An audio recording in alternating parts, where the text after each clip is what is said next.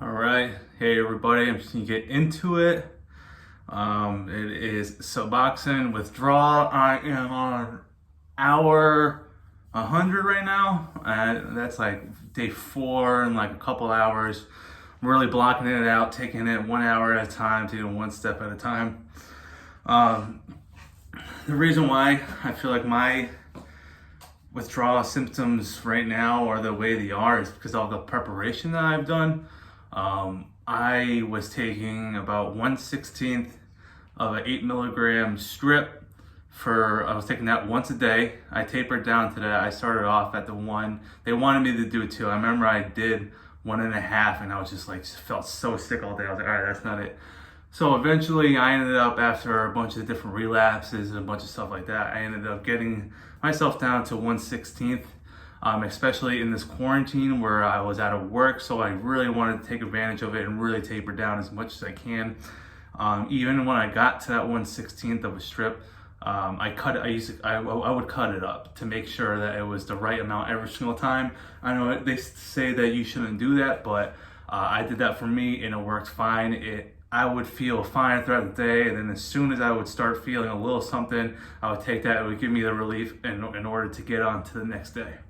But at the end of that, what I did to help taper down a little bit was that I would just take it when I absolutely needed it. Is that when withdrawal symptoms started to come in, I started to get the chills, the hot flashes, the uncomfortable feeling, I would end up taking it. Some days I would go a whole day without taking it, and then I would go to sleep. I'd wake up in the middle of the night just feeling like crap. Then I would just go take it. It wasn't the greatest thing, and I knew I had to get off it. So that was the preparation. Step 1 was really tapering down as much as you absolutely can.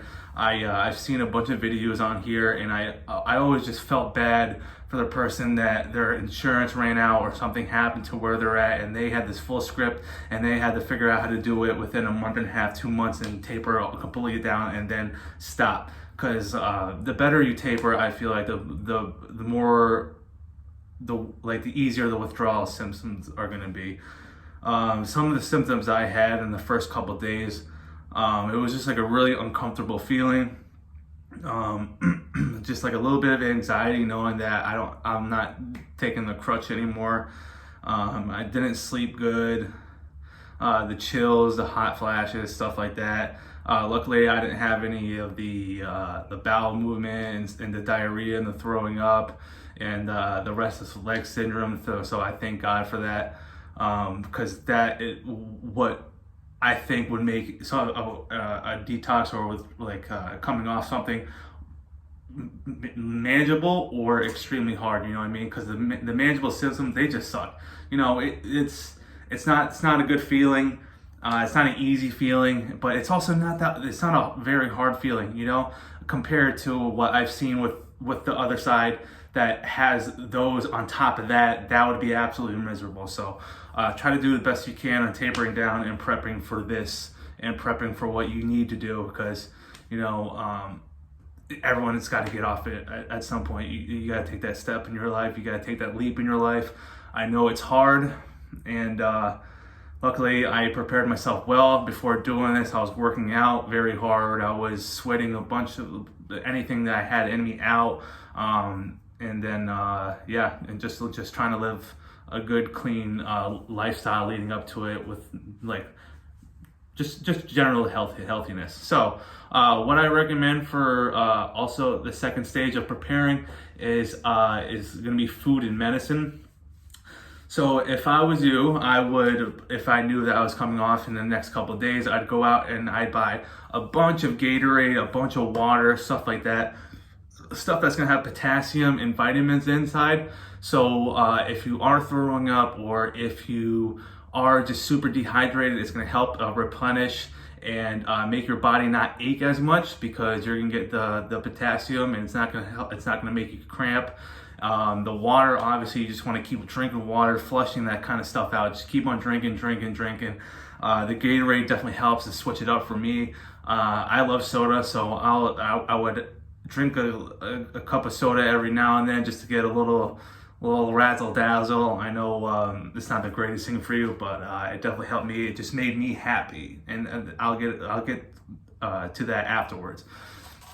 So yeah, so food, the water, the Gatorade, just shakes. Also, I didn't do the shakes personally because I didn't have stomach problems and stuff, but the shakes would definitely help if you've been throwing up all day and you can't get any food down. You have to try to get something into your body so that your body can feed off it to help fight off whatever is going on in your head and throughout your body. So you try to get something, try to get those friggin' the Nutri Shakes, muscle milk, stuff like that, just stuff that it's going to help you out. You're going to spend a couple bucks doing this kind of stuff, but for me, spending $60 on the stuff that I need was definitely worth it to live a clean and free lifestyle, which feels great right now. And I'm on day 4, and I'm doing this, and I don't feel that bad. I feel all right. You know, I don't feel myself yet, but I feel okay. So food and medicine. So the medicine part, I grabbed Benadryl, and I also grabbed ibuprofen. So the Benadryl, I know some people can end up abusing it. For me, that's just never been in the cards for me or something that I would want to do.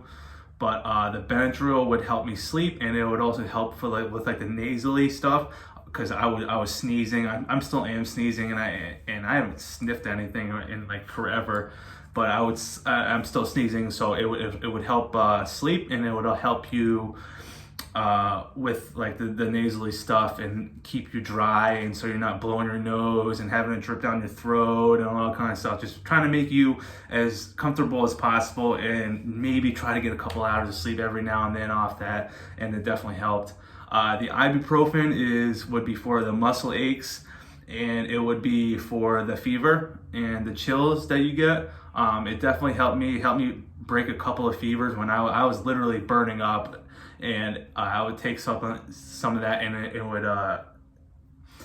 would stop the fever for me, and it would give me some relief for a little bit. You know, you still feel the symptoms, you still don't feel good, but you're not just burning hot or then friggin' drenched in sweat and icy cold. So the ibuprofen definitely helped. I'm still taking ibuprofen every now and then. I try not to take it too much, because sometimes personally I feel like it like stops the progression of your body going through this.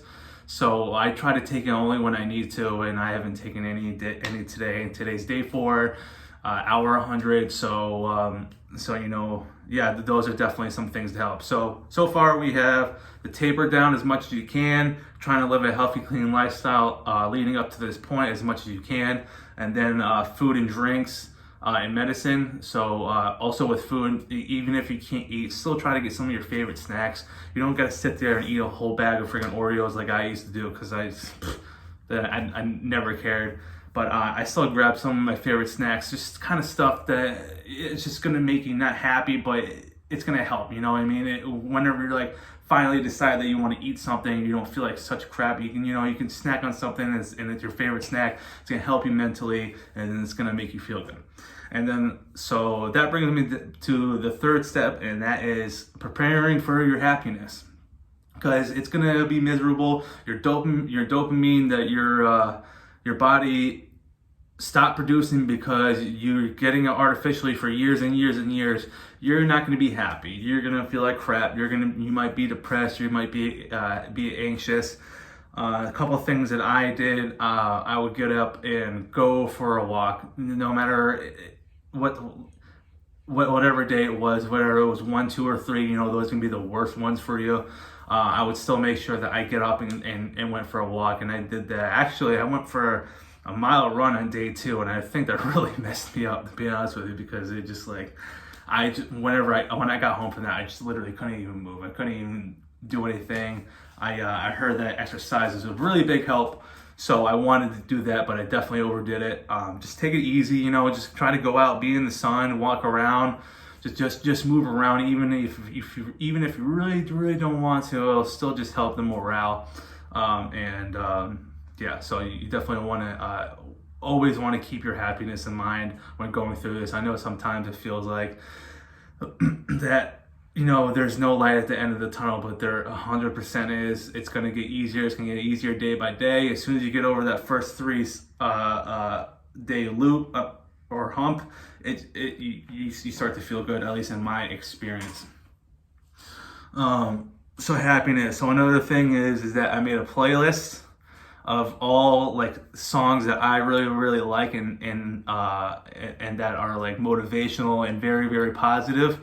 I made a playlist of that, and I would sit there and listen to music in my bed, and I never ever did that before in my life, but it absolutely helped. Like this nostalgic feel of some of the songs just kind of like make me think of good memories and good times and stuff like that. So it kind of gives your brain that mental boost, like, all right, you know, I can't do this. I've had good times in the past, and you know, the future is to come, and I can make great memories in the future. So that helped me, was definitely making a nice playlist of music to listen to.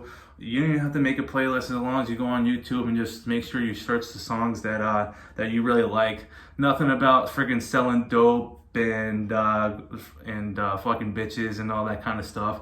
That kind of stuff is just not good for your brain right now. I love listening to that kind of stuff, don't get me wrong, but in this state of mind, you need to have some positive things. Like one of my favorite songs, it gave me the chills every time I listened, was All the Lights by Kanye West. Like the intro plus the song afterwards, it was just super motivational, and you know, it got me in my feelings, not gonna lie. So and if that's rock music for you, Red Hot Chili Peppers, stuff like that, just stuff that's gonna make you feel good.